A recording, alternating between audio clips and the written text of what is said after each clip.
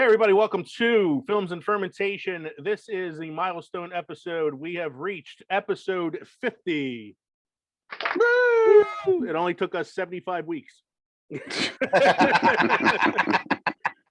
to reach episode 50.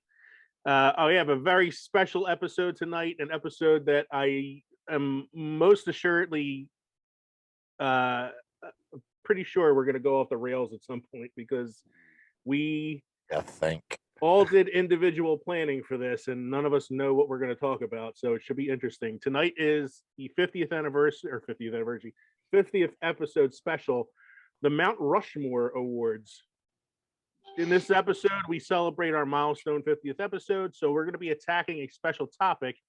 We're going to be making our list of Mount Rushmore of movies, actors, actresses, and directors. The stipulation is we each choose our own lists of 4 movies, 4 actors, 4 actresses, and 4 directors. And we did not reveal them to each other. We will be revealing them to each other on the show. Oh, no! And that is why I feel like our show has the potential to go off the rails tonight. And I couldn't be happier about it. I like when we go off the rails. So if you are like not a already, crazy train, like a crazy train, that should be, there you go. That's the opening song.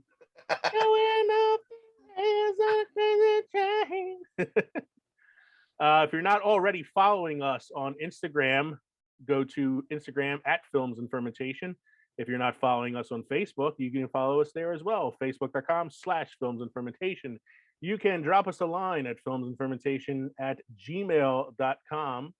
please. Or visit our website, filmsandfermentation.weebly.com. Don't forget, if you're listening to us on a podcast platform, whether it be Spotify, Apple Pods, Stitcher, Google Podcasts, whatever it might be, like, subscribe, leave comments, follow us, help us build the audience so we can get to episode 100 one day. I don't want to beg, but please. Please, yeah. It's only so much those business cards do, I think. I'm pushing them. I'm pushing them too. So visit us on all of our platforms and follow the show. So we're going to start things as we usually do with Michael's This Day in Film History.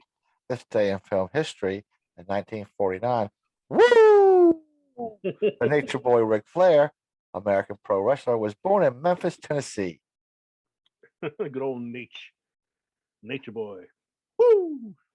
Well, since we're doing a Mount Rushmore, and he's like a Mount Rushmore of wrestlers, I thought one on here. That's why I have a second one too. So you and I are also wrestling fans, so you might as well. And he's acted in a few things, I believe. Well, he's played himself in a few things. Yeah. Most wrestlers basically play themselves in films. True. And I put The Rock and John Cena on that list. Maybe not Batista because he managed to like build a character for himself in the MCU. And what's your other fact you have there? In 2009, Heath Ledger posthumously wins the Academy Award for Best Supporting Actor for his performance as the Joker in The Dark Knight. He was pretty much a shoo-in that year. Yeah. I mean, if you look at the other nominees, there really weren't any that were close to that. So even if he had lived, I still think he would have won the Academy Award, and deservedly so. Yeah, deservedly so for that. I mean, the Academy often gets things wrong, but they did not get that wrong there. He deserved that for The Dark Knight.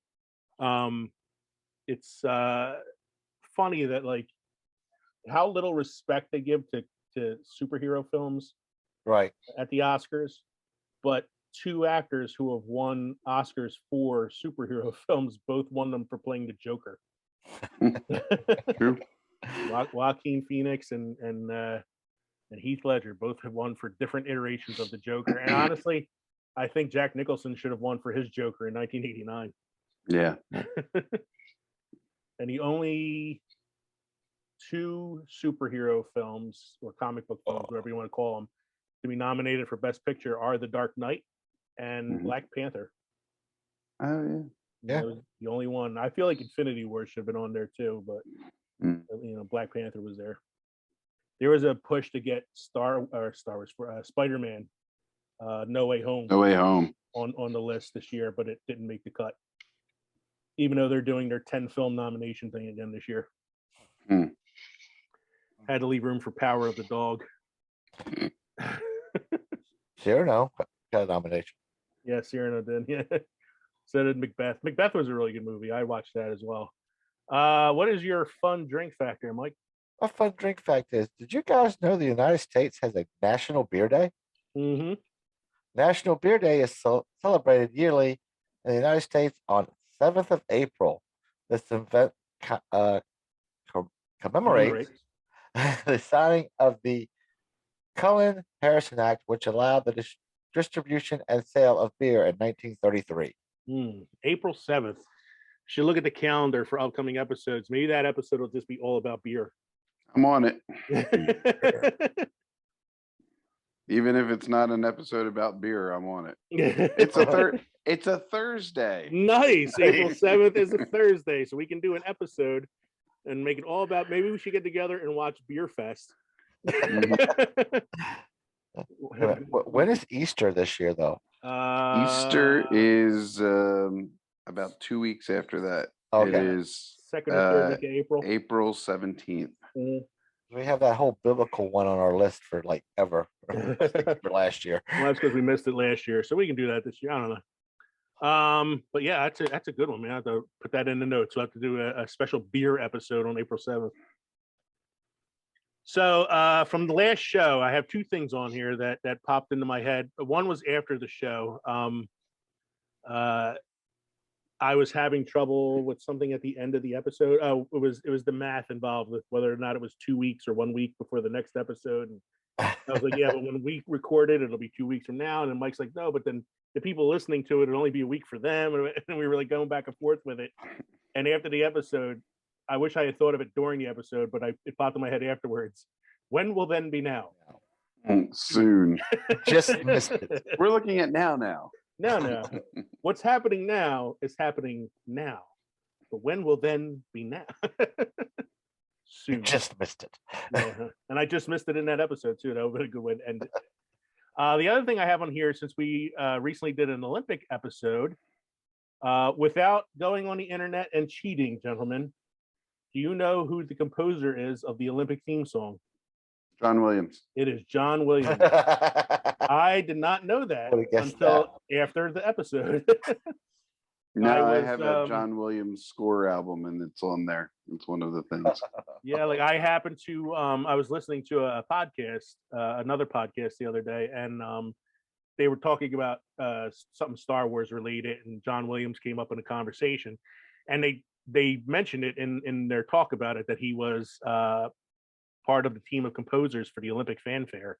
So he was the composer and conductor of the Boston Pops Orchestra, who did the original recording. Nice. And I'm like, wow, I was really like, man, fucking dude, man. He's involved in everything. He's a national treasure. He is a national treasure. John Williams is the man. Yes, he is. In music. And I don't know if you guys listened to the previous episode or not, or had a chance yet. I didn't put the Olympic theme song in the middle of the episode. I put it at the beginning.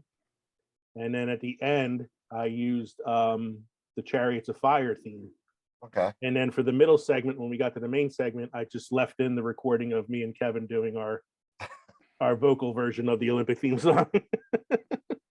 We should have did the throat singing like Dune.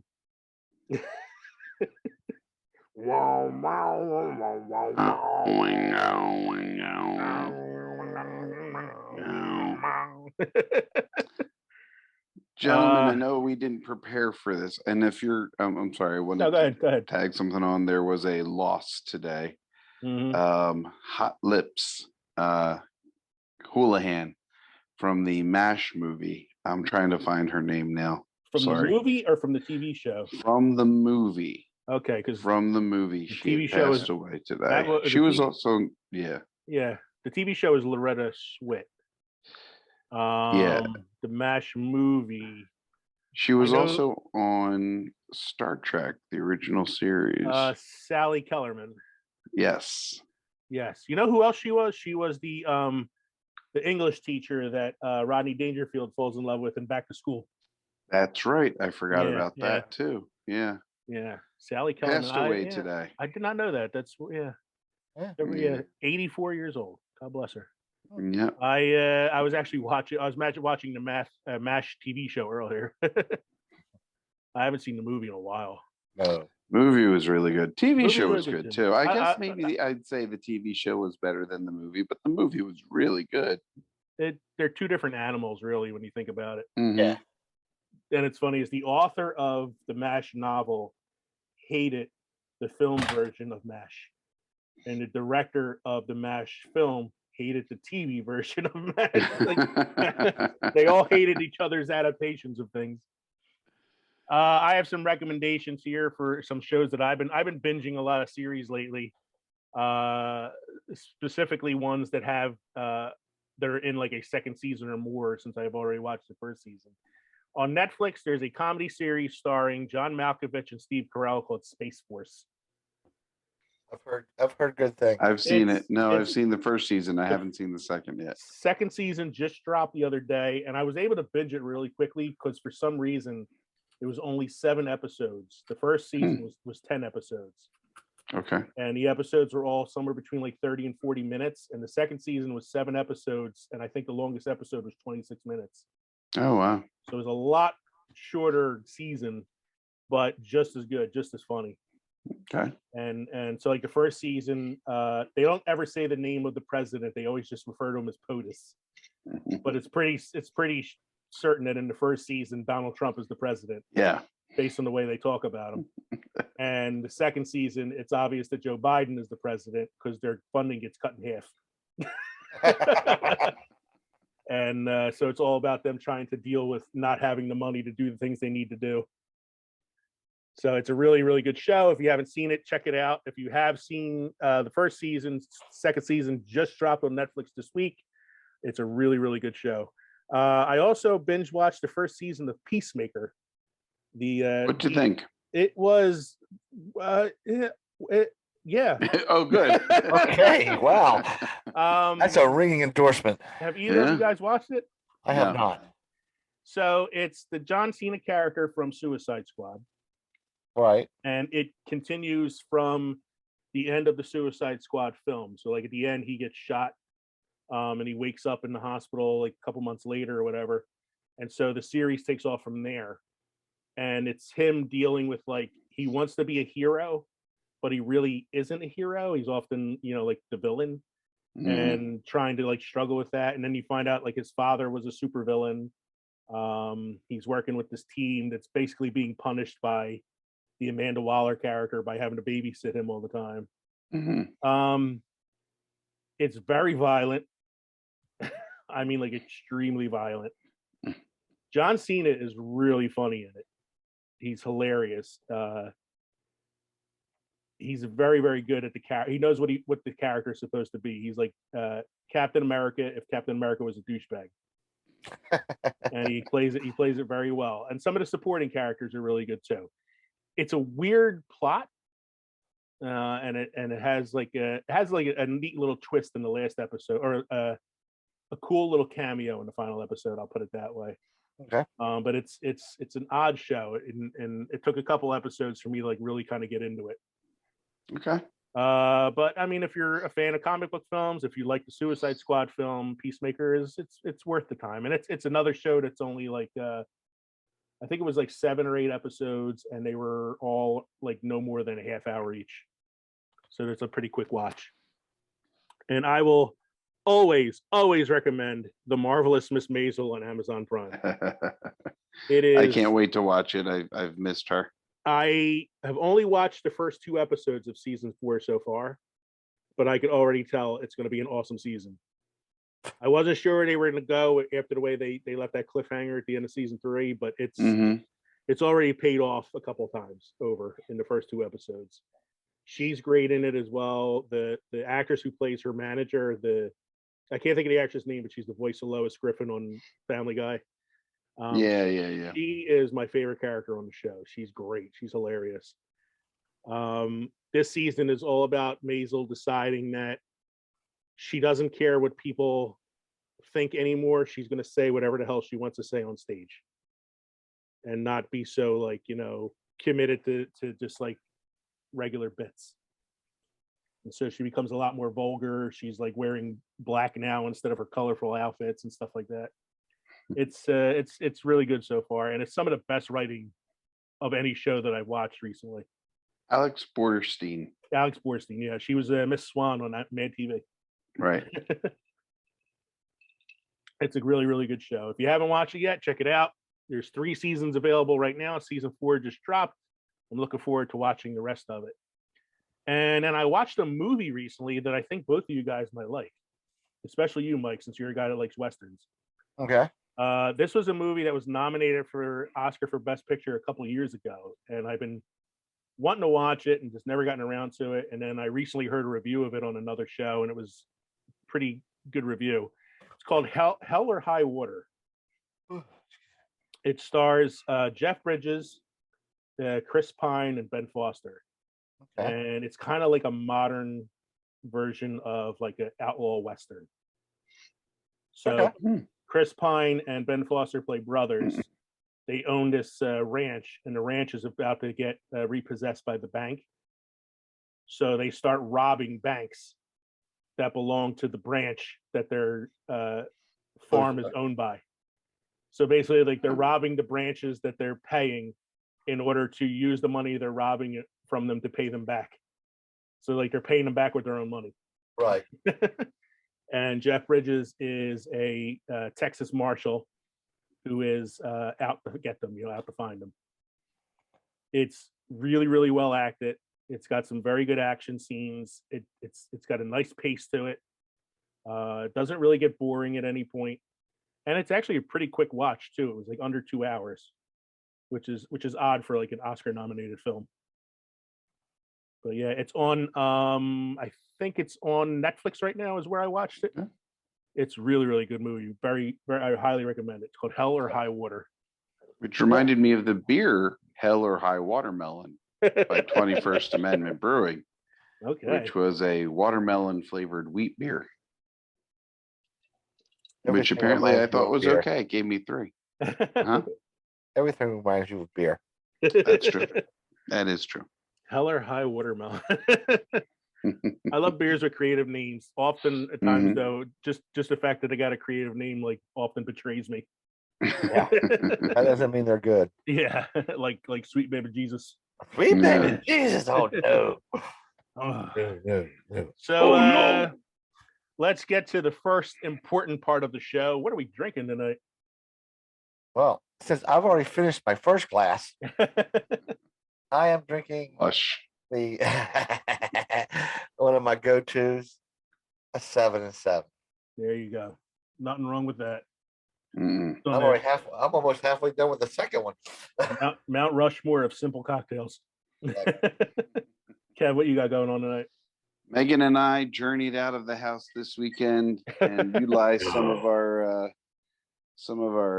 wedding gift cards that we got from somebody for breweries. We got about $250 in gift cards for like 10 different breweries in Philadelphia. Nice. And we went to Triple Bottom, Mm-hmm. which is, on Spring Garden. We went to Triple Bottom. We went to Roy Pitts. Yeah, Roy Pitts. And we went to Love City. And we liked this one from Triple Bottom called Happy Place. It's a coffee brown ale. Nice. Lots of flavor. It's a roasty brown ale with notes of molasses, dark chocolate, and tiramisu. Brewed with cafe roaster espresso beans. That sounds like a happy place. Yeah. When friends get together, good things happen. This beer pairs perfectly with a scoop of Weckerly Roasters malt ice cream and an espresso from Cafe Roasters. Christ. It's like an alcoholic diuretic. That's right. 7.3% alcohol by volume. That sounds really. Mike's laughing, but I want to taste that. I'm looking forward to it. That sounds like my happy place right there. There was another one we wanted to get. Sorry for the twisting. Oh, there's my thumb in the way. Hold on. Yeah, there we go. There was another one we wanted to get, but they didn't have it canned. It tasted like an orange creamsicle. Orange creamsicle? It tasted like an orange creamsicle. I can't remember. Oh, no. You know what it was named after? It was named after that hitch spot Hitchbot. Remember Hitchbot that came through Philadelphia and got the crap beat out of it? Yeah, the robot. The hitchhiking robot. Yeah. It was named after that. It was Hitchbot Blood Orange, and it tasted like an orange creamsicle. Was it anything like the orange splash from Secret Sands Brewery? Hidden Sands Brewery. Hidden Sands. Yeah, it might have been on the same level. It was a lot of flavor. because that's the It one was I a lot really of flavor. like, yeah. Very little. It wasn't watery much at all. It was very thick, I guess, in flavor. It's funny. I forgot about that robot. Hitchhiking robot comes to Philadelphia and gets its ass kicked. So I went with a drink that I haven't had on the show before, but it's on my Mount Rushmore of hard liquors. So if I had to look at my Mount Rushmore hard liquors, it would be Old Smoky Straight Bourbon, Seagram's VO, Bombay Sapphire Gin, and Jose Cuervo's Silver Agave Tequila. Nice.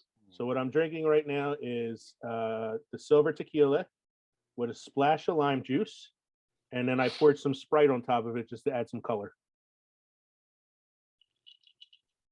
Why is nobody laughing at that fucking joke? Jesus.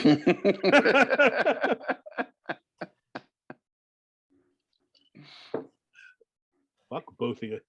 Want to laugh? I don't want canned laughter. I want laughter from my friends who appreciate my sarcastic humor. Fine, here you go. So yes, I am drinking a tequila and Sprite, basically. And it's tasty. All right, so our main segment this evening, as I mentioned in the beginning of the show, is the Mount Rushmore Awards. We are going to be doing this in 4 parts: the Mount Rushmore of movies, Mount Rushmore of actors, Mount Rushmore of actresses, and Mount Rushmore of directors. So 4 picks for each category. So it doesn't necessarily have to be the 4 greatest in terms of success or awards. It is our personal 4 for each. So I had a really hard time with this, even though this was my idea for tonight.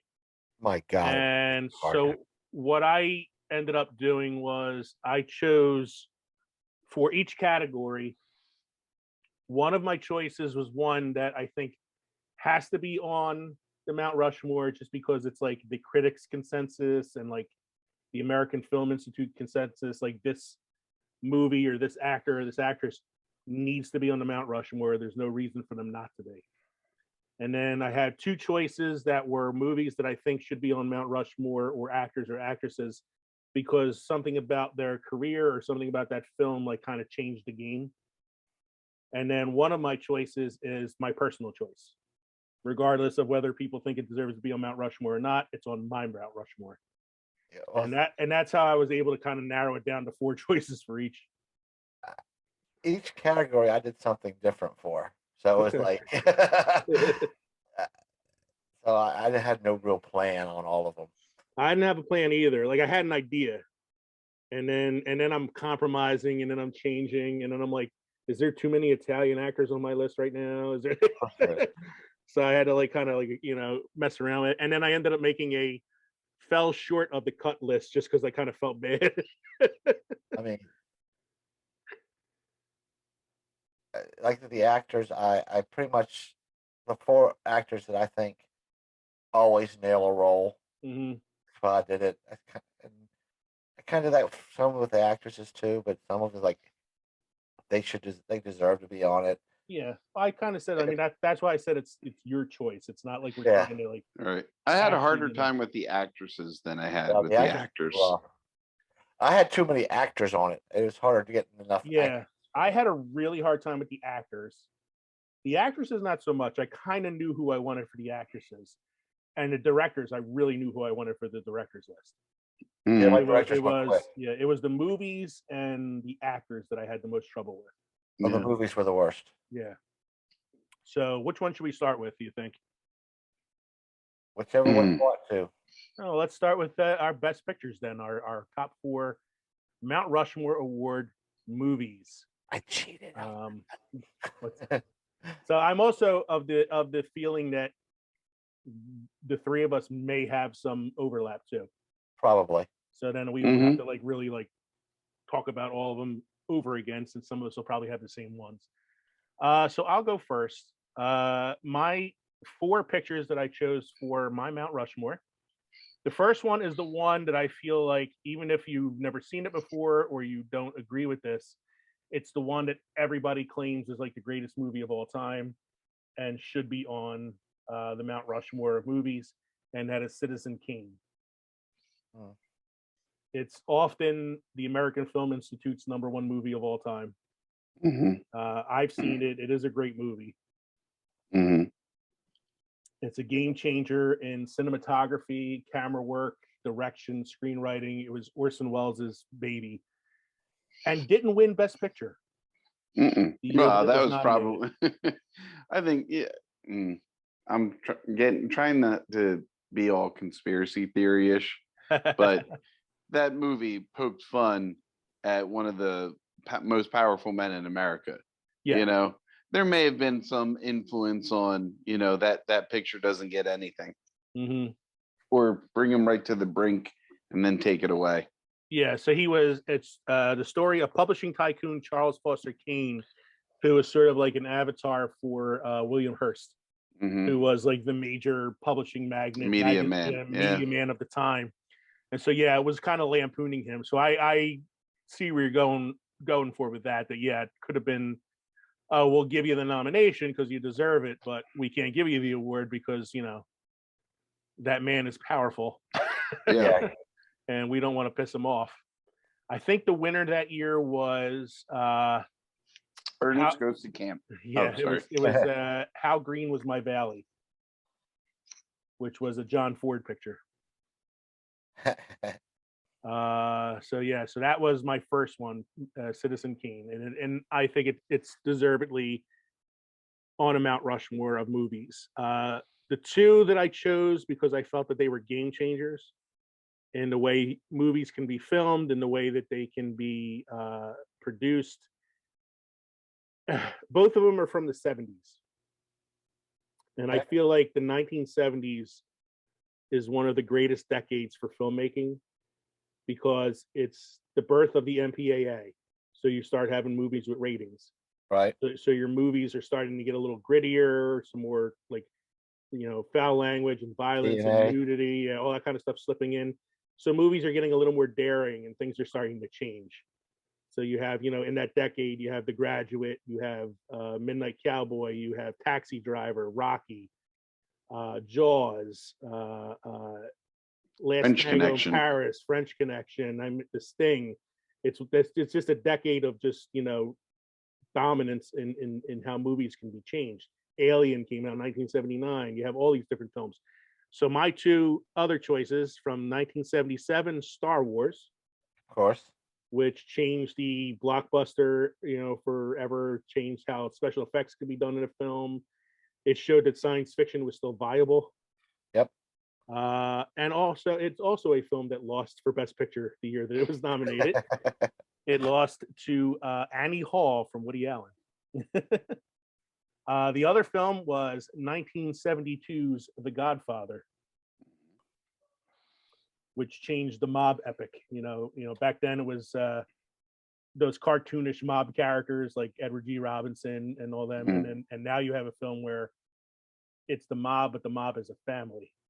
You're right. Family business and you know, wanting better. Right. The mob is, I don't want to say an anti-hero, but it's definitely, you know, they are the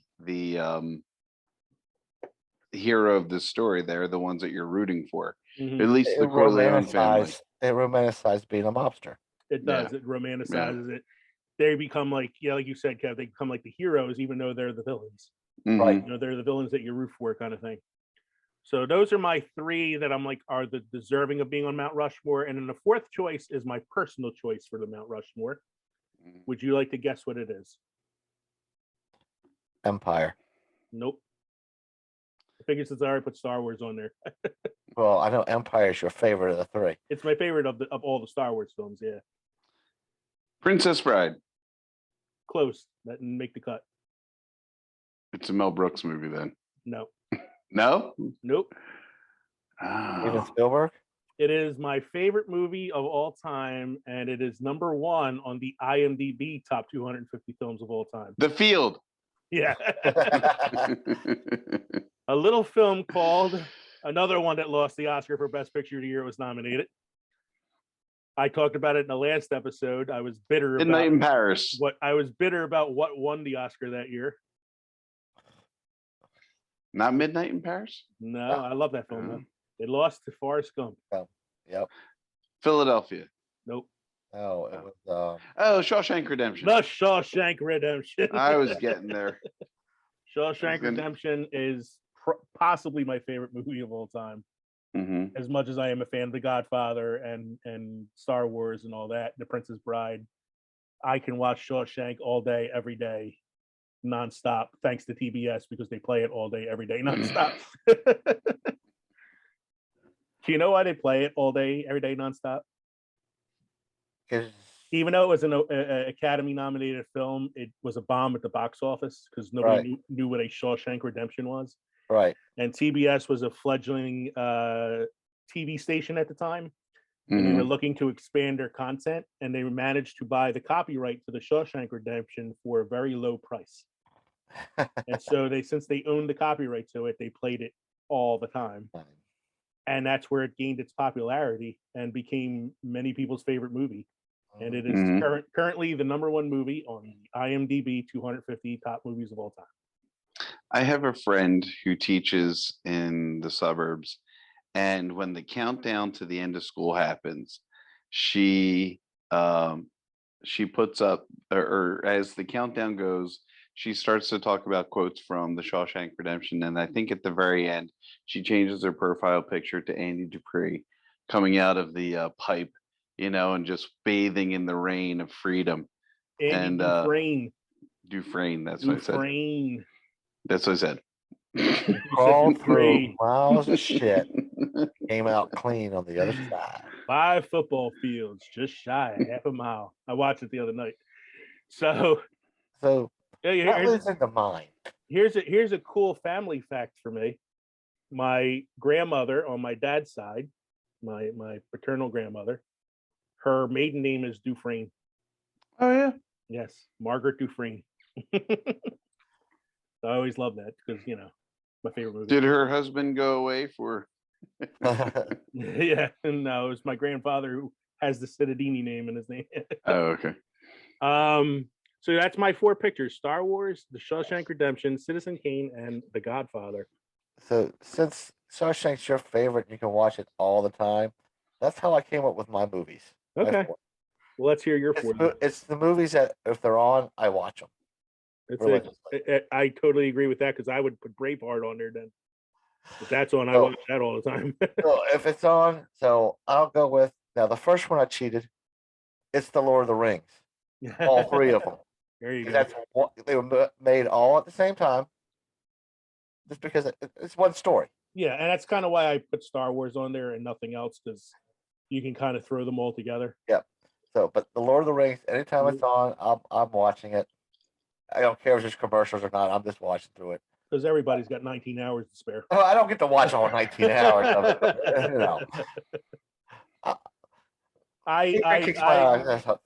I'm not going to be able to argue that because I think the Lord of the Rings is a masterpiece. The fact that Peter Jackson was able to convince a studio to give him the money to film 3 films in a row, all at the same time, not knowing whether or not they would actually be box office hits, right? Is pretty ballsy. A lot of ballsy, especially when you consider they had started filming with a different actor as Aragorn. And then had to refilm the scenes when he left the picture and they brought in Viggo Mortensen. Yeah, wasn't it Eric Stoltz to begin with? That was Back to the Future. Oh, okay. Lord Get of the those Rings, 2 mixed up. Yeah, Lord of the Rings was Stuart Townsend. Yep. Right. The only other movie I know him from is Queen of the Damned. Oh, he was in that wonderful masterpiece, The League of Extraordinary Gentlemen, too. Oh, he was Dorian Gray. Dorian Gray. Yeah. He was the original Aragorn, and I think he left the picture Because he didn't think he was himself good for because the he didn't role. feel he was good for the role. Yeah. Right. So then they went to Nick Cage. Oh, okay, stop with the Nick Cage bull. No, they didn't go to Nick Cage. They went to John Travolta. Yeah, exactly. Whoa. Oh, look at the hobbits. Ah, hey, hey. My second movie Yes, is The Godfather. there you go. Since we already talked about that, we'll move Yeah. on. Mm-hmm. Third is Star Wars. Hmm. Okay, all three movies, of course. Yeah. And my fourth one that I will sit down and watch anytime it's on is Raiders. Raiders of the Lost Ark.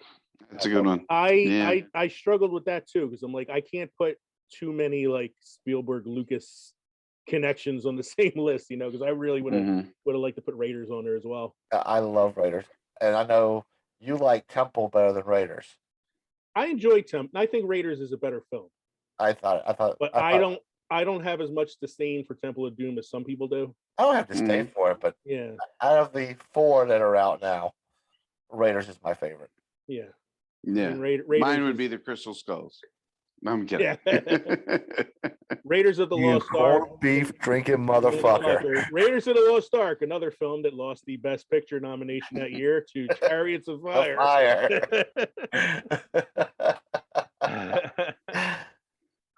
Losers. I forgot to say, here's my these are the ones that fell short of my Mount Rushmore. Braveheart, Silence of the Lambs, Princess Bride, Empire Strikes Back, and The Wizard of Oz. All of them are films that I can watch, whenever they come on TV. So Kev, what's your Mount Rushmore pictures? Well, interestingly enough, two of your fall shorts actually ended up on my list. Okay. Wait, can I guess? I'm gonna guess. Yeah. Empire. What? And Princess No Bride. one picked Jedi? Princess Bride. Yeah. Princess Bride and Empire on your list. Yep. None of us Princess picked Jedi? What? None of us picked Jedi, no. I like Jedi, but I think Empire just had a lot more reveal to it, Things all Jedi had was a bunch of Muppets. No. No. Jedi also revealed that Leia was his sister.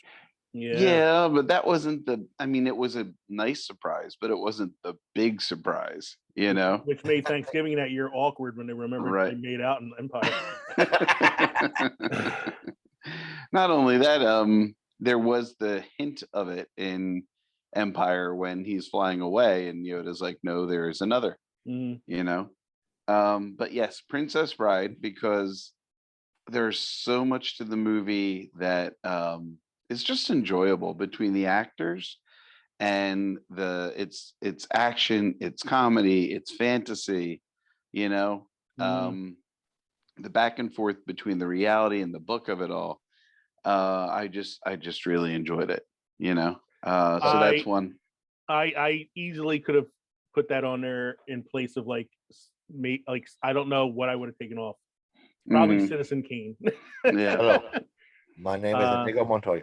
You killed my father prepared today. You killed my father prepared today. But it's like that. It's one of those movies that I can play it in my head, that I've seen it so many times and I know the dialogue so well. Inconceivable. That I can just watch it in my head anytime I want. The whole thing between Billy Crystal and Carol Kane, But what you just said, I don't think I want to be that anymore. Humpading. Oh wait, witch! I'm not a witch. I'm your wife. You never had it so good. The blade, the bluff, or a good MLT, mutton, lettuce, and tomato with a mutton sliced nice and thin, so perky. I love it. I'm on the Bruce Squad. You are the Bruce Squad. Yeah. One of my favorite scenes is when the guard is closing the portcullis, and he's like, "Give us the gate key." I have no gate key. Fezzik, rip his arms off. You mean this gate key? I thought we needed horses in case we find the lady. Hi, lady. Hey, lady. Or the subtle joke of wait 15 minutes for full potency. So instead of giving him the pill and waiting 15 minutes, they wait 15 minutes and then give him the pill. I always love that joke. Oh my god! So what are your other two? Since I guessed them already. Right. So Empire Strikes Back, we kind of talked about big reveals and a lot of information on a deeper knowledge of who Darth Vader is. Can I try to guess another one? Sure. Arsenic and Old Lace. No, but that's a good one. I didn't think. I mean, I watch it 'Cause I every know that's year. one I of your enjoy favorites. it. Yeah. It is one of my favorites. Actually, one of the ones is one all three of us have, The Godfather. Okay. I put that one on because, as we discussed earlier, great story. One of the ones where you start rooting for the evildoers, but these are the evildoers you want against the other evildoers. Yeah. You Right. know. And the last one, and I think this just because I watch it and I can get choked up every time I watch it, is Saving Private Ryan. Okay. You know. I thought maybe The Quiet Man too. Oh, that's a good one too. No, Saving Private Ryan. There's so many parts where it's like it's done so well. You feel attached.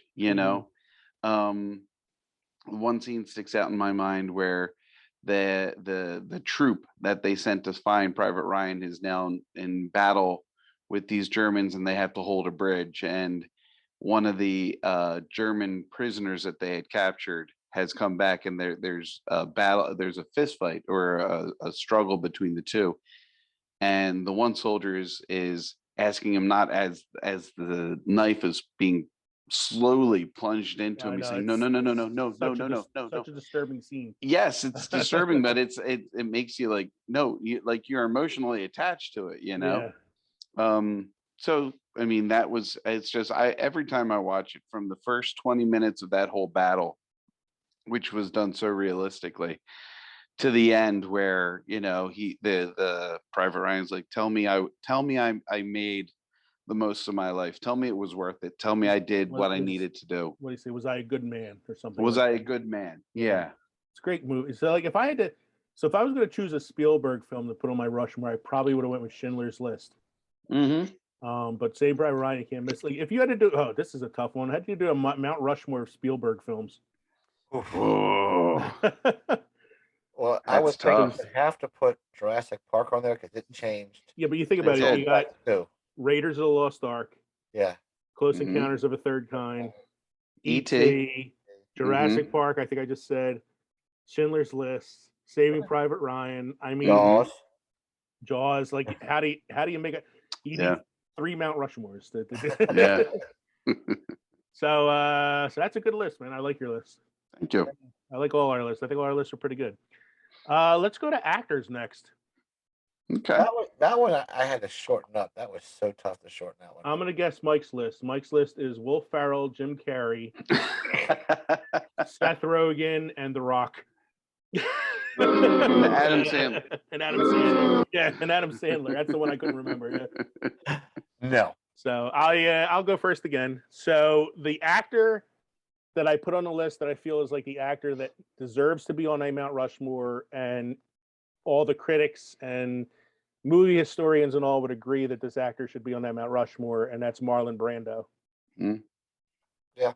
Marlon Brando's career started in the 40s, went all the way into what I want to say he died in the 90s. Wasn't The Freshman the last movie he did? Freshman was one of the last movies he did. I know he did The Freshman, and he did Don Juan DeMarco right around the time before he died. He had done Island of Dr. Moreau.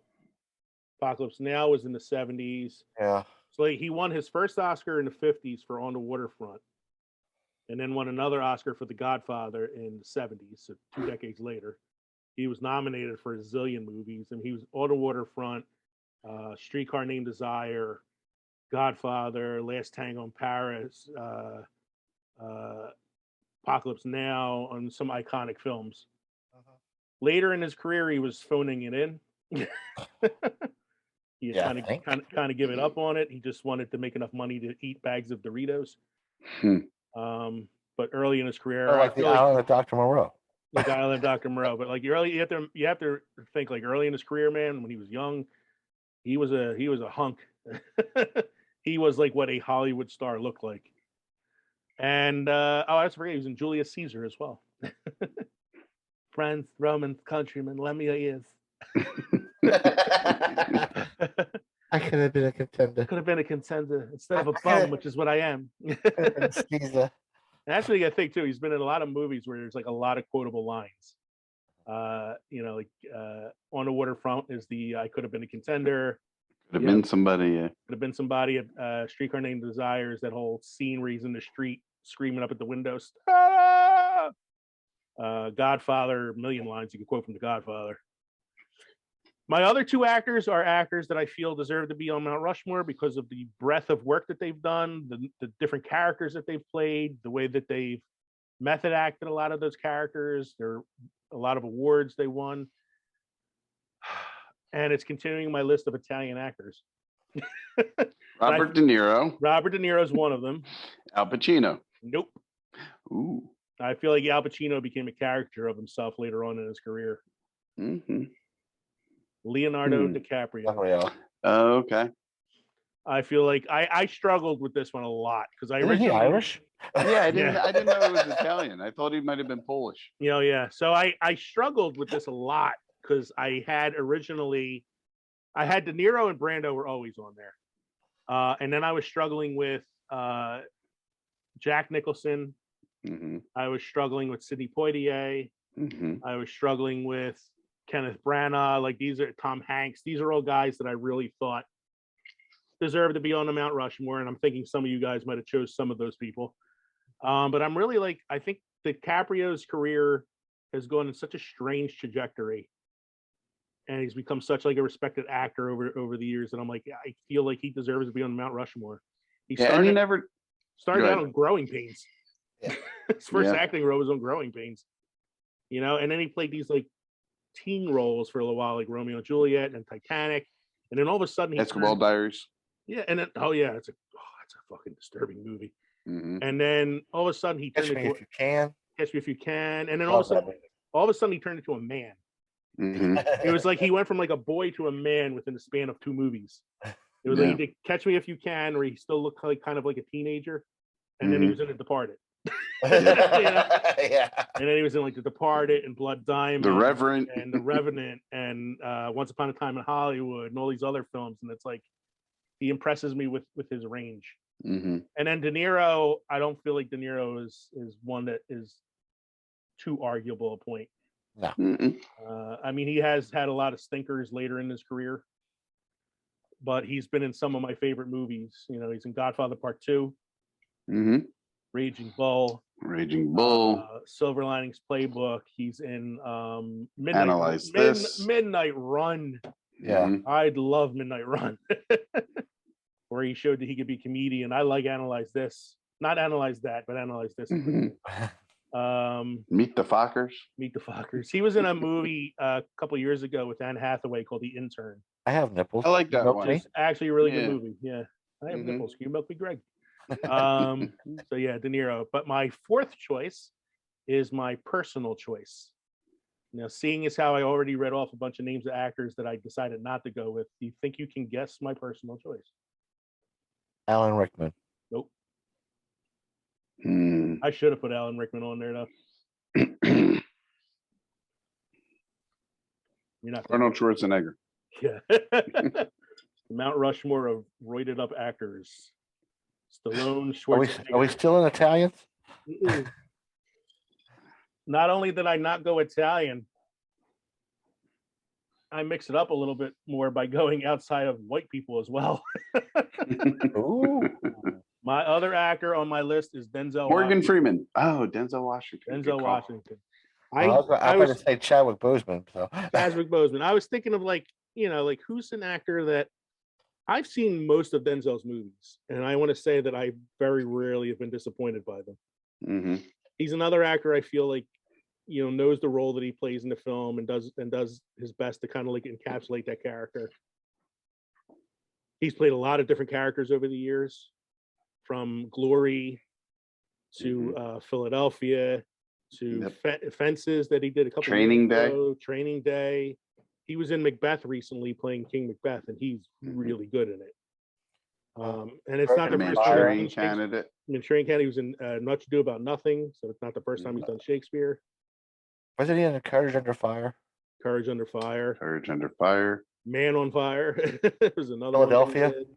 Philadelphia. I mean, I really respect Denzel Washington. Glory. Mhm. Glory, yeah. Glory. That's what he won the Academy Award for, didn't he? Best Yeah, supporting actor. He won Best Supporting Actor for Glory and Best Actor for Training Day. Right. So yeah, he's yeah. I would like And to you see love him him because he step. went shit in the theater to his wife. I would like yeah, to that see was- him. that was 7. That was 7. Yeah. Yeah. I'd like to see him step outside of his comfort zone and be put into a comedy. I feel like he's done. He had to have done a Do you think comedy at he's? some point. You think? Because none's coming to my mind. Yeah, I'm trying to think off the top of my head. Have I seen him in a comedy? I mean, he was in Much Ado About Nothing, which is a Shakespearean comedy. He was in The Preacher's Wife, which I think is kind of like a light comedy. The Equalizer. Bone collector. Malcolm X. Deja vu. Deja Vu. The Book of Eli. So he's Mhm. in The Tragedy and Macbeth. Excellent film. Fences. If you haven't seen Fences, fucking see Fences. It's a great movie. He was in a remake of The Magnificent Seven, The Equalizer, Yeah. Flight, Unstoppable, Book of Eli, Taking an Pelham 1, 2, 3, American Gangsters, another great movie. Inside Man, another great movie. Man on Fire, Training Day, Remember the Titans. Not a comedy, but I mean, it's like a different kind of role, Disney film. The Hurricane, The Bone Collector, Fallen. Never see Fallen? Fallen's a fucking great Yeah, Fallen's a great movie. Preacher's Wife, Courage Under Fire, Devil in a Blue Dress, Virtuosity, Crimson Tides, another great movie.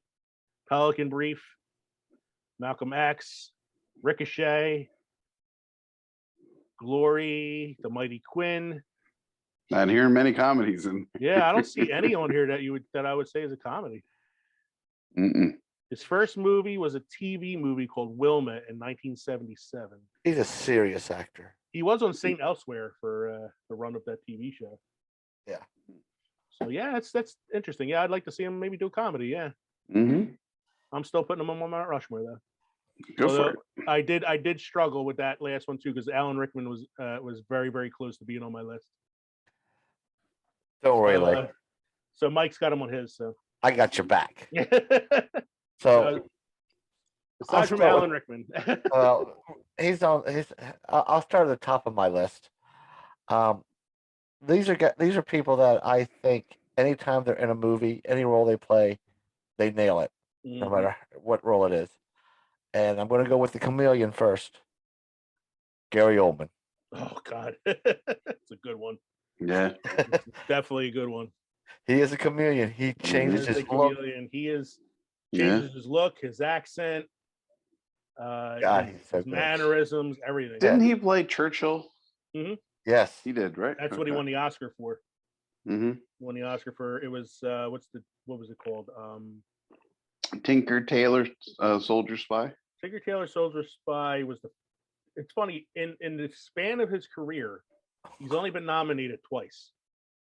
You would think he would have had more than that. He was nominated for Tinker Tailor Soldier Spy, and then he won for Darkest Hour was the name of the movie. Darkest Hour. That's the one where he played Churchill. Yeah, under very heavy makeup. Mm-hmm. I think my favorite Gary Oldman performance is probably it's a tie between Dracula, which I hate. The movie sucks, but he's great. Yeah, he's great in Dracula. And the crazy evil DEA officer he plays in The Professional. Professional. Yeah, I I like thought him you were as going to Jim say Gordon, the Fifth too. Element. the Fifth Element. I like the Fifth Element. Fifth too. Element. I like the Fifth Element too. He got that weird Element. Texas twang thing that he's doing. You got him as Jim Gordon. Jim Gordon. He's not Severus. Sirius Black. Sirius Black. Sirius Black. Which Yeah. he's amazing at that too in the Harry Potter films. Mm-hmm. He was in another movie. He was in the movie version of Lost in Space. Yes, he was. Yes, he was the yes, doctor. he was. He was Dr. Smith, and that He was was Dr. a Smith, yeah. terrible movie.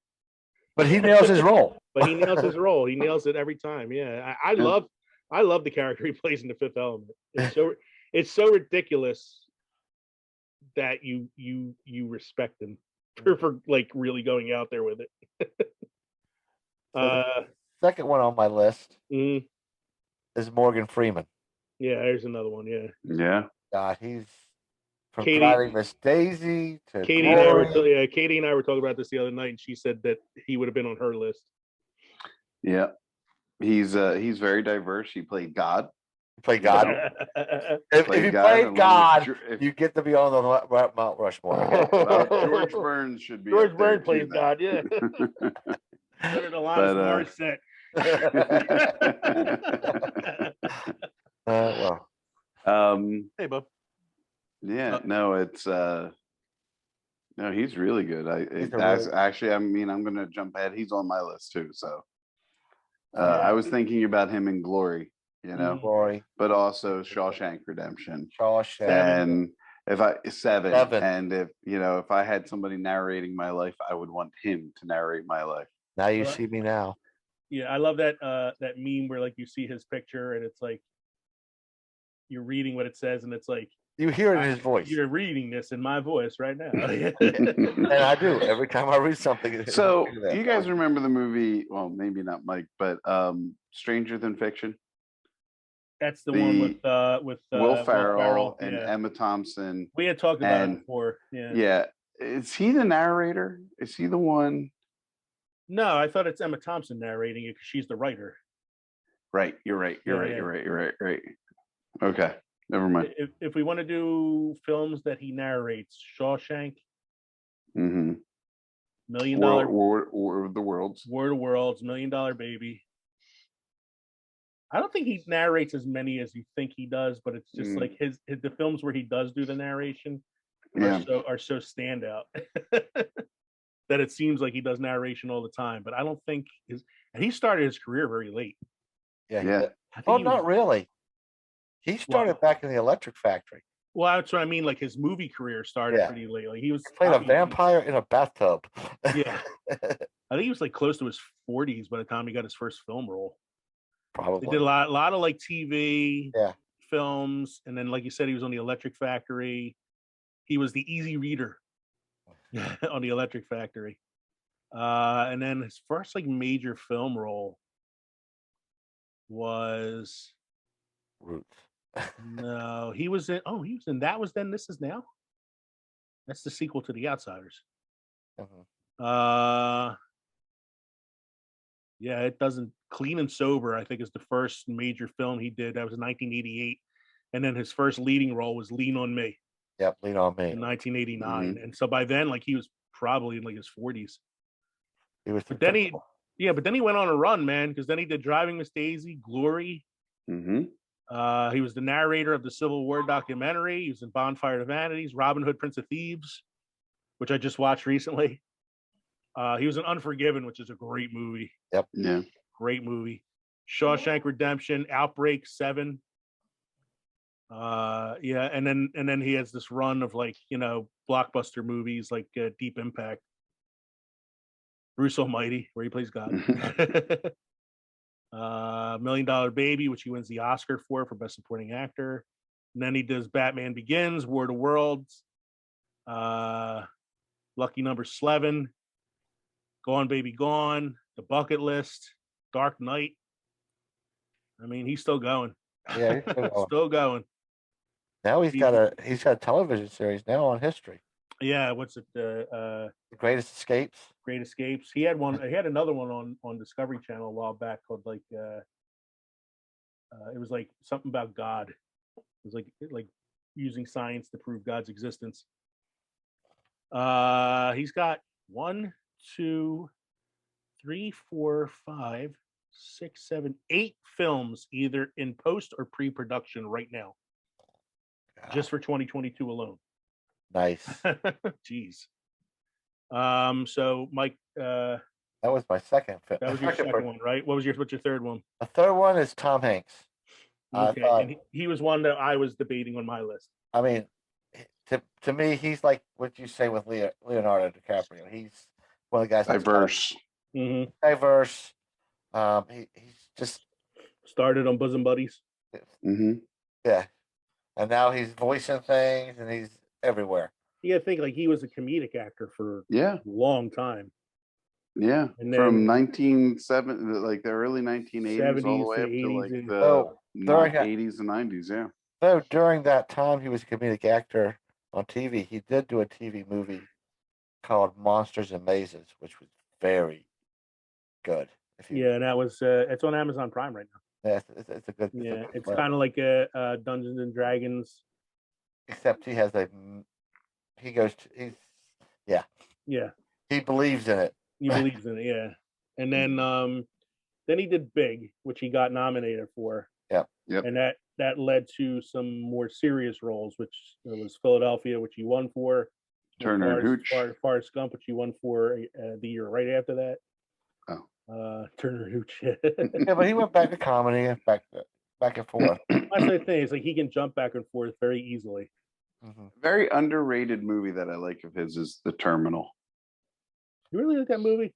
I thought it was pretty good. It's okay. It was an interesting premise. I watched it. I don't know if I have to watch it again.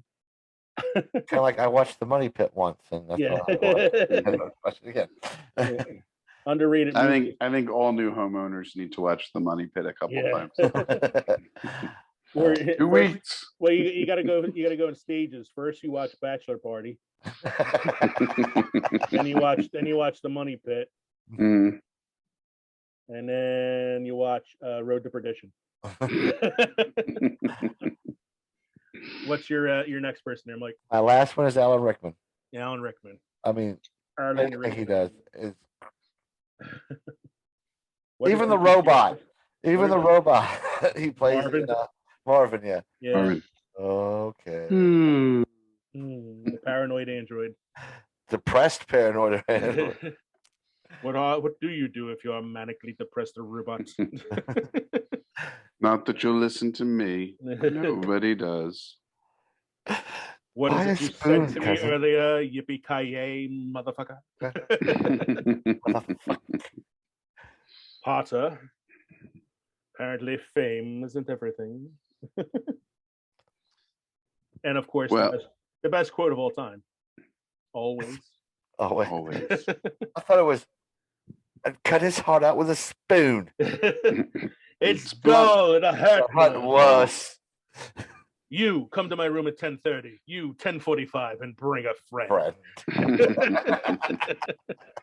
I always go back to Family Guy. There's a funny Family Guy skit where it's Alan Rickman's answering machine. Yeah. You have reached the phone of Alan Rickman. I am currently not at home. Please leave a message. Alan, this is Alan Rickman. Alan Rickman, this is Alan Rickman. Don't forget to buy bread on the way home. Kev, what's your list, man? Well, we can cut mine in half since me and Mike are on the same page with two of them. We both covered Tom Hanks and Morgan Freeman. Okay. So we'll go with my other two. Mm-hmm. Robin Williams. There you go. I like Robin Williams. I debated Robin Williams. I definitely debated Robin Williams too.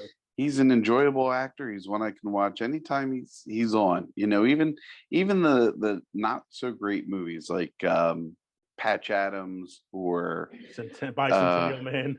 But I actually really like Bicentennial Man. I have to admit. What dreams may come. What dreams may come. Barbie. You know, yeah. But toys, yeah. He's in some stinkers, man. He's in some stinkers, but he's also in some like really awesome movies. I know Awakenings doesn't get a lot of attention, at least he doesn't, but it's a great movie with him as a serious actor. It's different for him because it's very little humor in that film. Yeah. I love Good Morning Vietnam is my favorite. Good Morning Vietnam. Doubtfire. But he's also like Tom Hanks, started from TV. Yeah. Started with Mork and Mindy. Yep. Mork and Mindy. Started on Happy Days. Happy Days, yeah. As Mork. Mork from Ork. Nanu. I really wish that fan film that comedian made. Oh yeah. I really wish because that was fucking amazing. He did an amazing job as that dude was so good. But I can't argue that, man. Robin Williams, I love Robin Williams. Yeah. Who's your fourth then? My fourth is Joaquin Phoenix, actually. Oh wow! Oh, because of how diverse he is, you know. Yeah, and he's yeah. You know, I was thinking of Johnny Cash movie. What was that one? Walk the line. Walk the line. Walk the Line, and his portrayal as the Joker. Commodus and Gladiator. Right. Yes. Just the stuff that he's done and how he gets himself involved in the roles, Mhm. And how great of a job he did. And, ever since Space Camp, he was little Joaquin, little Leaf Phoenix, Leaf I want to Phoenix. say his name was. Have you seen Her? Yes, that's another one I was Very thinking good of. one. Yeah. Yeah. And that's essentially him Acting Just against himself. acting against himself, right? Yeah, I mean, and the I know that the Scarlett voice, Johansson dub and stuff. she's the voice of the, Yeah. of the computer, but I don't know if she was there when he was filming his scenes or if they just had somebody reading lines with him, Hmm. Yeah, but that's a really good one too. And he did that thing where he took like 2 years off from acting, where he was claiming that he was going to be a hip hop Yeah. singer or rapper or whatever. And then if you find out that he did the whole thing to film a documentary, he was like playing everybody. Yeah, that's an interesting choice. I can't say like there's too many films that he's been in that have been stinkers that I could think of at least. Have you seen The Master? No. It's a good one if you like Joaquin Phoenix. It's Joaquin Phoenix and Philip Seymour Hoffman. And Okay. Philip Seymour Hoffman plays this sort of like almost like a cult leader, and Joaquin Phoenix is like his protege. Oh, interesting. Yeah, it's really interesting performance. That's one, if he would have lived longer, could have been on the Mount Rushmore at some point. River. Oh, Philip Seymour Hoffman. Yeah, definitely.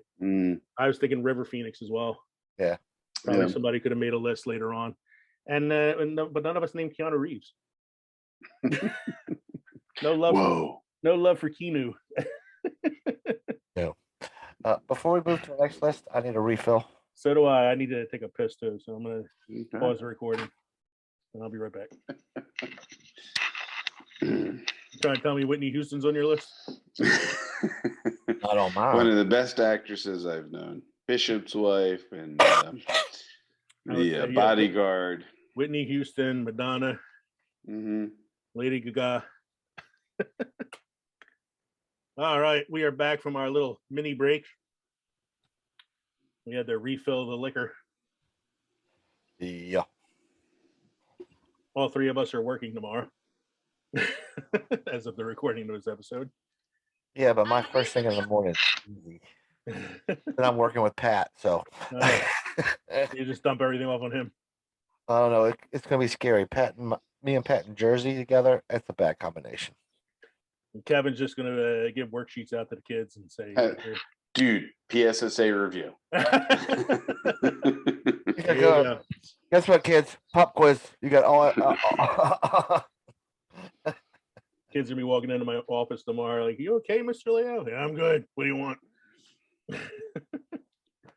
Turn the lights off. God damn it! Why are the lights turned out, Mr. Leo? Mr. Leo's got a hangover. What's a hangover, Mr. Leo? That's what happened when annoying little kids bother me in my office. Annoying you, Mr. Leo. All right, welcome back, everybody, to our special milestone episode 50, the Mount Rushmore Awards. We've gone through movies and actors. Now it's time to talk actresses and directors. So again, with my list, I chose one actress that I feel like would be on the list regardless because of critical acclaim and such. Two actresses that I feel have earned their place on the list, and one actress that is my personal choice. So the actress that I felt deserves to be on the list because of critical success and, all that other stuff is Katharine Hepburn. Told you. Well, no, Audrey Hepburn's the one that I'm in love with. I know that. Katharine Hepburn is the actress that should be on the list. Katharine Hepburn has 4 Academy Awards. Looking at this, I think I looked up actresses, the top whatever actresses on the list, and she is number 1. Almost always listed as number 1. I think Audrey's like 5th or 6th on the list. Yeah, so Katharine Hepburn is almost always listed number 1. Yep. Deservedly so. I mean, she's Katharine Hepburn. And it's because She, like I said, had won 4 Oscars. One was for The Lion in Winter. Yep. Excellent movie. One of my favorite movies. One was for On Golden Pond. Mhm. I'm trying to find her IMDb here so I can get them all. When she started acting in the 30s, I want to say, and acted all the way up until her death in 1994. Yep. So she was around for a while. Yeah. And she has 4 Oscar wins and 24 other wins and nominations. She won for On Golden Pond in 1982, The Lion in Winter in 1969, Guess Who's Coming to Dinner in 1968. And her first Oscar was for one of her earliest roles, Morning Glory, in 1934. Wow. So she won in 1934 and didn't win again until 1968. And then won it 2 years in a row, and then won her last in 1982. So she won 4 Oscars in 3 decades. Good Lord. I mean, that's a career. That's somebody Yeah, who she's definitely on it. definitely on a Mount Rushmore there. I mean, Yeah. just for The Lion in Winter alone, I love that friggin' movie. Yeah. The other 2 actresses I chose because I felt like they've had the kind of careers that deserve a place on the Mount Rushmore. One is Meryl Streep, Of course. who I don't think it can be argued. I mean, No. she's another multiple Oscar winner. She has 3 of them, I believe. The Iron Lady, Kramer versus Kramer, and Sophie's Choice. She's been in a million movies. She's nominated for almost every movie she acts in anymore. And she was in the latest film to be nominated for an Oscar, Don't Look Up, where she plays the president. Oh, right. I like how she gets killed. Sorry, spoiler. No. She does. That's such a great scene. I guess that's what you call was. My other one that I feel is somebody that should be on the list. Might be a little bit of a curveball. I don't know if this is going to surprise either of you. Jodie Foster. You know, she was on my list and I took her off. Okay. I considered her, but I don't know. She's very good, but she doesn't do enough films for me to actually be like, okay, she's diverse, or you know what I'm saying? Was she like later in her career like moved to directing? Yeah. And kind of like walked away from the camera a little bit, but she she started as a child actress. She did. Her first major role was in Taxi Driver, and she was 12 years old playing a prostitute. Yep. She won her first Oscar for a movie called The Accused. She won a second Oscar for Silence of the Lambs. Was The Accused the one with the rape scene? Yes. Yeah. Okay. Yeah, she gets raped by these group of guys or whatever in the bar. Yeah. Yeah, she accuses them, and they don't. It's all about her fighting to prove that it happened. Excellent movie. Yeah. Yeah. Silence of the Lambs, of course. She was in Contact, Nell, Panic Room. She was in a movie a couple years ago called The Hotel Artemis. That's the last movie I saw her in. Co-starred Batista. strange film. But she's somebody who's had a career where like I'm very rarely disappointed in the films, you know. Right. And then my last one is my personal one. Audrey Hepburn. Yes. I struggled with this one too. I struggled with the personal one because I thought maybe Carrie Fisher. I thought about Judi Dench. I thought about Julia Roberts. But then I'm like, I thought Kate Beckinsale was going to make it. Yeah, Kate Beckinsale. But I was like, no, I have to go with Audrey Hepburn. I mean, an iconic actress. Yep. Now, with my list, I went 3 that in my lifetime should be on the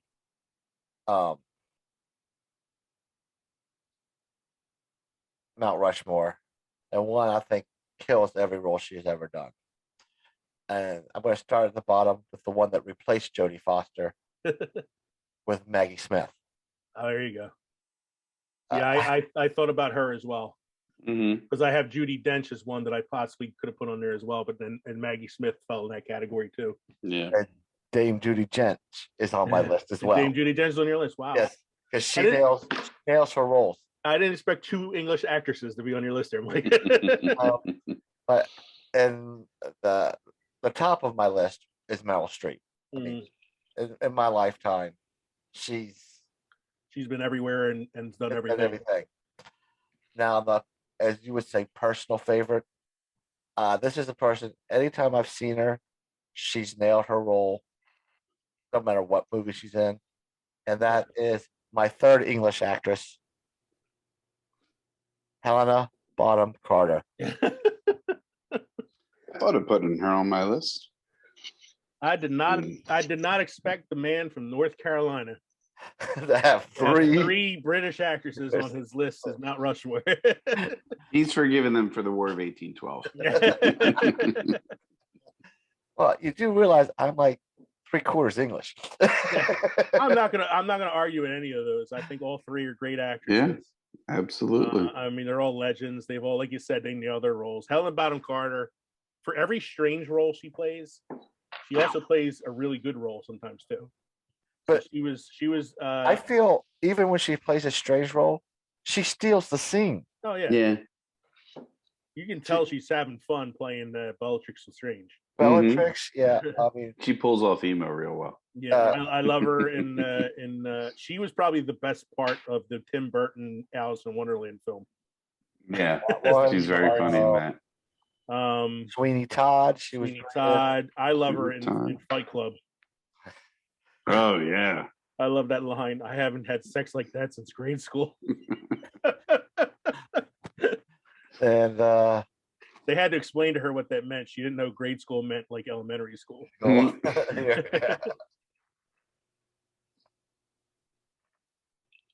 yeah, but I really thought about Judi Dench too on my list.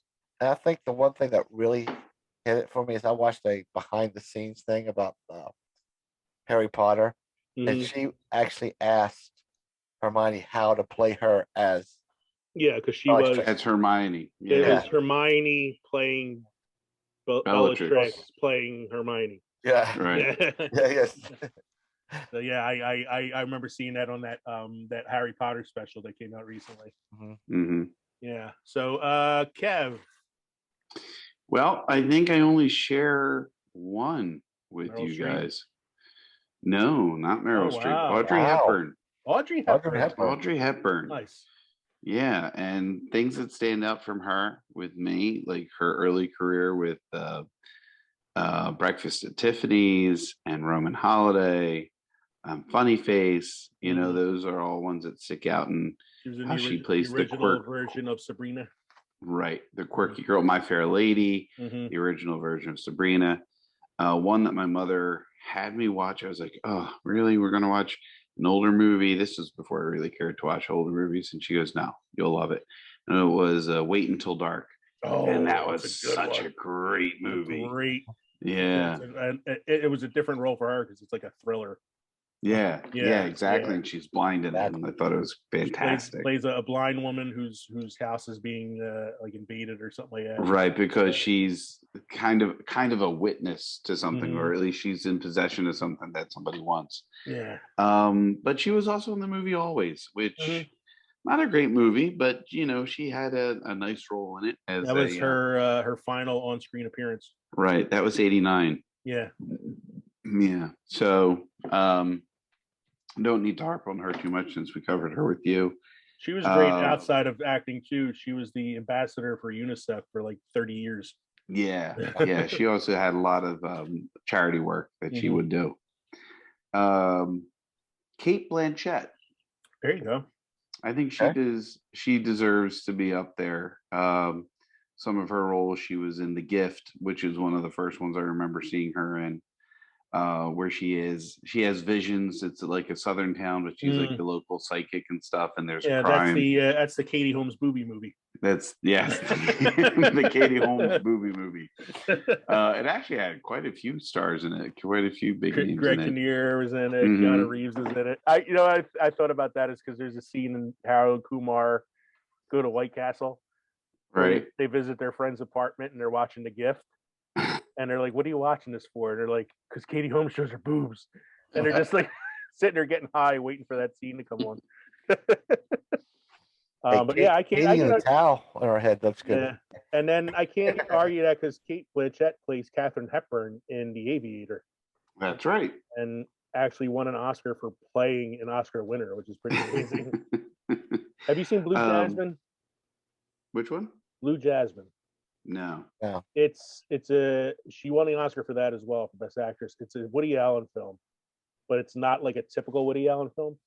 And she's the lead in it. And she plays a woman whose rich husband like cheats on her and leaves her, and she has nothing afterwards and has to move back in with her sister who's pretty poor. Mm-hmm. And she's like kind of like on the brink of a nervous breakdown throughout the film. And she's amazing in it. And it's a Woody Allen film called Blue Jasmine. Really good film. Interesting. Yeah. So and if you watch but she was also in the Lord of the Rings. Oh yeah. Yeah. But if you watch that Blue Jasmine film, it'll solidify putting her on your Mount Rushmore. Okay. I will look into that. Really, really good in it. She was also in Don't Look Up. Yes, actually, right. she's in she was the you don't recognize reporter. her. That she looks so much different in that film. Between that and she's in Nightmare Alley. Two of those are Oscar nominees, I think, this year. Stinker. Oh, yeah, Nightmare Alley. Yeah. Sorry, she was Hela in Thor Ragnarok, which was a action role for her, which is not, she did for her kids. Yeah. She wanted to do like a superhero movie for her kids. Man, that's probably the one that she looks the hottest in too. Don't forget Lord of the Rings. He did say that. He did say that. She was Galadriel.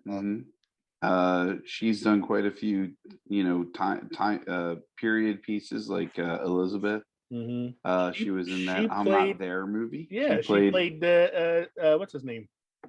Bob Dylan. She played Bob Dylan. She played Bob Dylan in a movie. Yeah. And there was one where she was with Billy Bob Thornton. There it is, Bandits, which was a kind of a comedy movie, but that was Bruce Willis, right? Bruce Willis and Billy Bob Thornton, which I really liked. So I just think no, she's diverse. I can't argue that one. Can't argue that one. No. Who else you got? Yeah.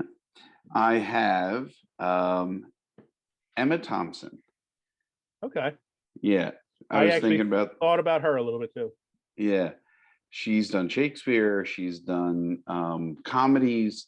She's done I don't think she's done too many action movies, but she puts a lot of effort into it. Recently she was the villain in the Cruella movie. So I thought she did a really good job, or she does really good work when she does her movies. And the last one, it's kind of a left fielder. It's Michelle Pfeiffer. Okay. Between what she's done in her early career and what she's done, and she's kind of in and out. She doesn't do a lot of movies back to back, but she like picks her roles. She's not like someone that kind of takes everything. Yeah. You know who none of us picked? Who? Glenn Close. Yeah. Glenn Close is another one. I actually thought about Viola Davis too a little bit on my list. But your last one there, I can't argue with that. Yeah, no. I'm not going to argue with that one at all. No, I like all our lists so far. A lot more British actresses than I expected. I actually thought that my directors list was the easiest thing. Oh God, yes. I had the easiest time with the directors. Like there was no problem at all. 4 right off the bat. Yeah. I had pretty much 3 of them were no doubt, and the last one was kind of like, okay. So for me, the director that needs to be on the Mount Rushmore, regardless, is John Ford. Oh. John Ford, who I said earlier is the only director to win 4 Oscars. He directed The Quiet Man. The Searchers. He directed Who Shot Liberty Valance. Yeah. He did a lot of John Wayne films. A lot of John Wayne films. He did he directed and won his first Oscar for How Green Is My Valley, the movie that beat Citizen Kane. I'm only butting in because That was supposed to be my surprise one on my list. That you guys would get. I don't think that's too much of a surprise, man. John Ford is up there, man. And there's But coming from me, a guy that doesn't talk about directors. there was another director. I can't think of who the director was. Somebody, a critic or reporter or something, asked this director. I can't think of who the director. I have to try to find it now at some point. But they said, who are the top 3 directors in your opinion? And his answer was John Ford, and John Ford. And I can't think of who the director is. I want to say it might have been like Hitchcock or somebody like that. But I can't remember. John Ford did a lot of Western movies. Yeah. And I brought up The Searchers earlier because of it, because I think that was probably John Wayne's best role. Oh yeah. Because it was really dark in it. You didn't know what he was going to do until the last minute. It was a different role. Kill her or not? Different role for him. So he took the Western and changed it. But I also like him. I also like The Quiet Man too, because The Quiet Man. Yeah, it's another different role for John Wayne, and I feel like if it wasn't for John Ford directing it, it might not have been. He might not have been able to pull off that kind of role. I'm never going to find this quote now. I can't find it. But I do know that there's another director out there who, when asked who's the best director of all time, he said John Ford. John Ford. Yeah. So John Ford's my guy that has to be on the list. My other 2 directors that are, I think, shoo-ins for the Mount Rushmore, you guys said one of them already, that's Spielberg. Mm-hmm. I mean, pound for pound, dollar for dollar, probably the most financially successful director of all time. Oh my God! Yeah. Changed the industry so many times. Made so many blockbusters, and then switched from blockbusters to dramas, and was successful there. And then has done comedies and has done, Now he's doing a musical. Now he did a musical that's been nominated for an Oscar. I still haven't watched yet, but it's coming on Disney Plus soon, and I definitely will check it out when it drops on Disney Plus. And the other director I had on there that I think is a shoo-in is Martin Scorsese. Gotta have my. Are you looking at my list? Gotta have my Italian on there. Are you looking at my list? I'm pretty sure neither of you are going to have my personal choice, though. Okay. I think very few people would have my personal choice on the Mount Rushmore because he is not an Oscar-winning director. A lot of his movies are very low budget, but I can't think of a movie that he's directed that I don't love, or at least like a little bit. And Mel Brooks. I thought about Mel Brooks. I did. I thought about Mel Brooks. I thought about Kenneth Branagh. I thought about, Stanley Kubrick, people like that. But my 4th is John Carpenter. Oh, wow. Wow. He directed They Live. Yep. Big Trouble in Little China. Yeah. Mm-hmm. Halloween. Yeah. Taking a Pelham 1, 2, 3. The Fog. Mm-hmm. The Thing. I mean, these are all movies that I've seen a million times and I love. Called B-rated. They're all B movies, yeah. Mm-hmm. He's the B movie king, man. I love John Carpenter. I want you guys at some point to watch his very first movie. His very first movie is called Dark Star. It's a student film that he then produced as a motion picture. It's very low budget. A lot of the special effects are homemade, like he did them himself. Mm-hmm. And it's a comedy about 4 guys on a spaceship who are bored out of their minds. And it's pretty funny when it was released as a drama. Like, it was advertised as like a sci-fi drama, like Star Wars, and didn't do well at the box office because people couldn't tell if it was supposed to be serious or not. Had it been released as a comedy like it was intended to be, it would have been a surefire hit. But that is his very first movie, and it's a really good movie. And he's a guy that I love pretty much. Even some of his bad films, like Ghost of Mars, I still kind of like a little bit. He did Escape from New York, Escape from LA. He's like Kurt Russell's like his muse. He's the man that made Kurt Russell who he is.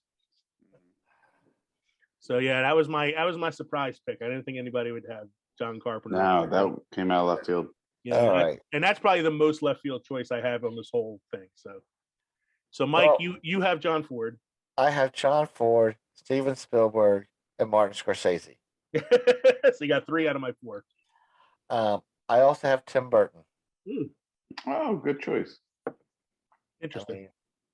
I mean, oh, he has that he does the oddball films that all hit. He has a unique style that's does. his, and he runs with it. I mean, if you're going to see one of his movies it's rare that you'll see something different, but he does do different from time to time. Big Fish was different for him, I love but it. it was still a great movie. A favorite of mine. He's somebody like he knows who he is and he knows what his niche is. Yes. And he doesn't stray too far from it. No. And he started out as an animator. He did. Yeah. And you can kind of tell when you watch his films that he still has that animator's eye. Yeah. His first big movie that he directed was Pee-wee's Big Adventure. Yeah. Yep. And that's like the beginning of what you can tell is going to be a very unique style. But I'd have to say he probably was responsible for like the serious look at superhero movies when he brought out Batman in '89. Yeah. You know, and Superman prior to that was a great movie, but it was still kind of in the camp era. He kind of turned it around into dark and gritty. Well, what it was too is like he really knew nothing about the comic book. So he was kind of coming at it with a unique eye, you know, like an untrained eye. Right. And you're also talking about a time when there wasn't any internet around to like, you know, get in an uproar over listen to the trolls. Yeah. Michael Keaton. Beetlejuice is Batman. Like, yeah. No. He did Beetlejuice too, one of my favorite Did he do Edward Scissorhands as well? He did Edward Scissorhands. Do Edward Scissorhands. He did Crybaby. Yeah, he did. So Pee-wee's Big Adventure was his first film. And then he did then I think Crybaby. Wait, did he do Crybaby? No, Crybaby was John. That was John Waters. Ed Wood. Ed Wood. John Waters did Crybaby. Yeah. Yes. So he did Beetlejuice after that. Edward Scissorhands. Ed Wood was like his first serious film that actually got like awards consideration. He's like a guy that the Academy kind of avoids because they look at him as like quirky and against the norm. Yeah. But Ed Wood's a great movie. I love Ed Wood. Yeah. He did have a couple stinkers in there, like the Alice in Wonderland film's not great. I'm not a big fan of like Charlie and the Chocolate Factory too much. But early in his career, man, he still has his animated ones as well with Frankenweenie and Nightmare Before Christmas, Corpse Bride. You know, so but like his earlier works, man, like you can't go wrong with too many of his early stuff. And Big Fish, I love Big Fish. Big Fish is Big Fish is good. And Sweeney Todd was a unique. I mean, that's a musical. You know, I think that was his first musical. Yeah, it came off of not Broadway, but London. Yeah. Yeah. And then so that's an interesting one. That's I think Sleepy Hollow is another one I love. Sleepy Hollow is another one. So you and I both had like kind of like a left field there choice on our last one. Now I do have an honorable mention for this one. Okay. I don't think he doesn't do enough directing to be on the Mount Rushmore, but if it wasn't for this man doing Iron Man 1 and 2, there would be no MCU. Jon Favreau. Yeah. But I was also like his directing career is still fairly new. Yeah, but he's gone more to producing than he has directing. I mean, he directed all the Book of Boba Fett. But, and Mandalorian and all that. Yeah, but most of his stuff now is producing. I had for like my honorable mentions, I had Kenneth Branagh, Stanley Kubrick, Cecil B. DeMille, who did the Ten Commandments, and Mel Brooks. Mel Brooks, yeah. So, Kev, what's yours? So, gentlemen, we share two between the two of you. We share, and actually, me and Mike have two of them in common: Steven Spielberg and Tim Burton. Both appeared on mine. But in addition, I knew Tim Burton was probably going to be on yours because I know you're. Yeah. I'm pretty sure John Ford is not. No, John Ford is not on mine. No. Christopher Nolan, though. Okay. I think he's done pretty decent work with his movies, from The Prestige, Dunkirk, his take on the Batman trilogy, Memento, Inception. Yeah, Inception. Interstellar. Yeah, I still need to see Tenet. I haven't seen that one yet. I haven't seen Tenet yet. I haven't seen Dunkirk yet either. Okay. So, like, but I like his take on movies. I like the way he does his stuff. The Prestige, in my mind, just Prestige blew my mind. is a great film, and he did Yeah. Memento as his first movie. Yeah, Memento was And really I have to well. say, like, I've of all the movies, like I've seen most of his movies. I haven't seen the last two, like I said, Mhm. but I've never been disappointed by any of them. No, Interstellar, And which I that's know an can odd be thing. confusing at times. Oh yeah, but it's a great, You know, well acted. yeah, well acted and just a very unique movie. You know, That scene where McConaughey is watching the videos and he sees the daughter all grown up. yeah, He's like, telling him like, I hope you never come home, kind of thing, and he's devastated. It's such a devastating yeah, scene. yeah, Yeah, that's a good one. Christopher Nolan, I would say, is like, I wouldn't put him on Mount Rushmore, but give it another 10 years, yeah. and I'm sure at some point he's going to win an Oscar. He'll be a definite Mount Rushmore. Uh-huh. Mm. What's your And last one? my last one, another left fielder, David Fincher. Oh, here you go. Yeah, It's not really, Social Network. I don't know if and- I would call him a left fielder. He's just maybe not one that people think of right away. But then when you hear the movies he's directed, you understand why. Yeah. Actually, I'm shocked. I thought it would have been Michael Bay. Yeah, you couldn't get enough helicopter, sun flares, smoke scenes, you know. Sun flares is J.J. Abrams. He's the only director you know that's going to have a movie called Ambulance and have shit blow up everywhere. Or Robert Zemeckis for that matter. Yeah, Robert Zemeckis is the one because you got Back to the Future and all that. You have Jonathan Demme, which is Silence of the Lambs. But I think that David Fincher, because it's a Coppola either. Wider Coppola's had a lot of stinkers in his career, man. I mean, if it wasn't for The Godfather, I don't know if he'd really be as prestigious as he is. But David Fincher is. So you got Social Network. You got Seven, Fight Club, Seven. Yeah. I mean, these are all like movies right off the top of my head. I can tell you, I love. Yeah. So I thought he would be, somebody I think.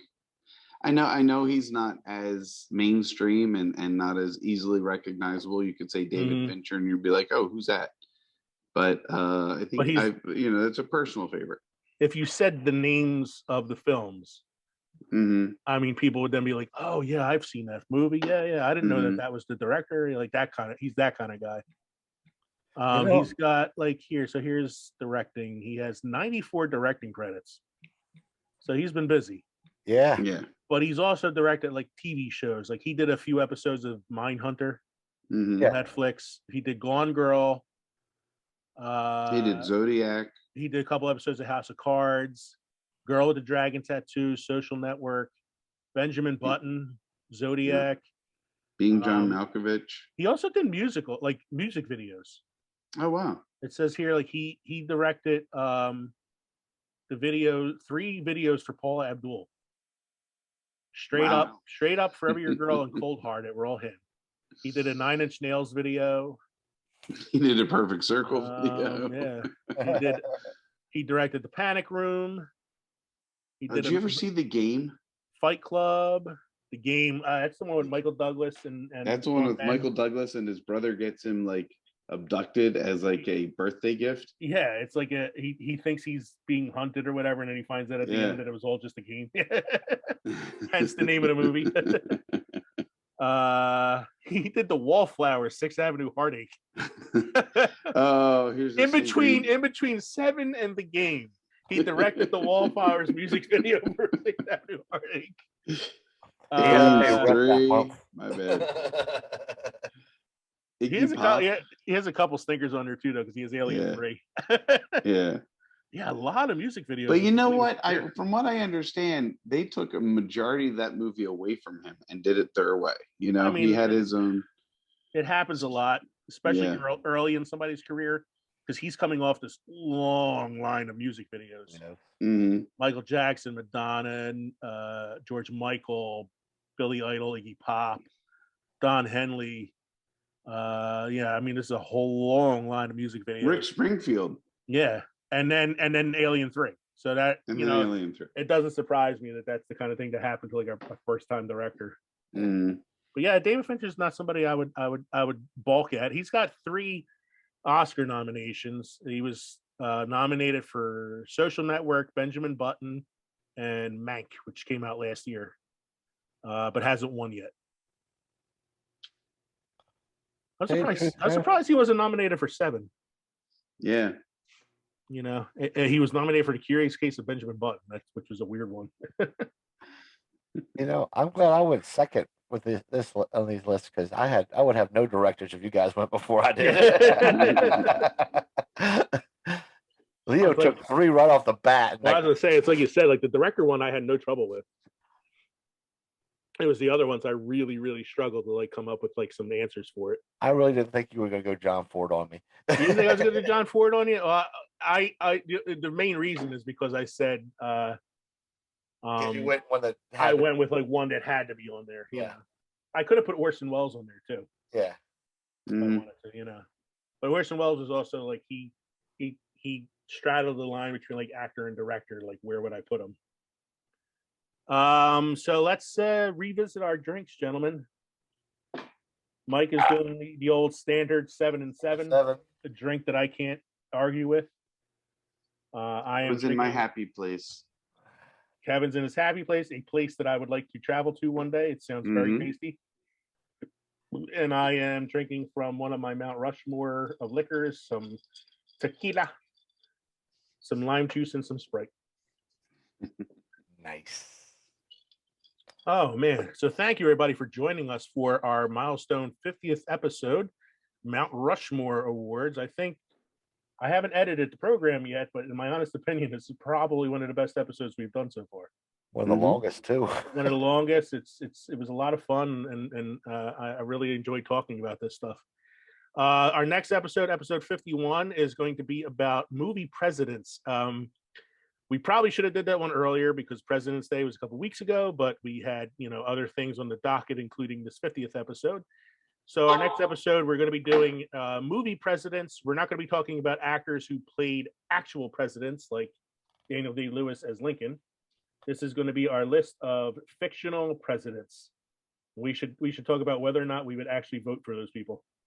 Talk about movies, not TV, right? Yeah. Well, I think we could probably throw some TV because there are a couple, like, because there's West Wing, but you also have the guy from 24 who played the president. He was Serrano in Major League, the All-State guy. I can't think of his name. So I think we just for the sake of, like, you know, kind of stretching the list a little bit, we might throw some TV on there, I would say. So that'll be episode 51, Fictional Presidents. Thank you for joining us tonight for episode 50, the Mount Rushmore Awards. Please remember to follow us, like us, comment, do all those things that help get us out there and get us, you know, a larger audience. Visit us on our social media platforms or drop us a line. Maybe you want to share your Mount Rushmore with us. Feel free to email us at filmsoffermentation@gmail.com. or drop a comment somewhere else. I'm Leo. I'm Kevin. I'm Mike. Thank you for joining us at the crossroads of pickled and fermented. We hope you enjoyed listening to this episode as much as we enjoyed recording it for you. Cheers, everybody. Cheers. Cheers.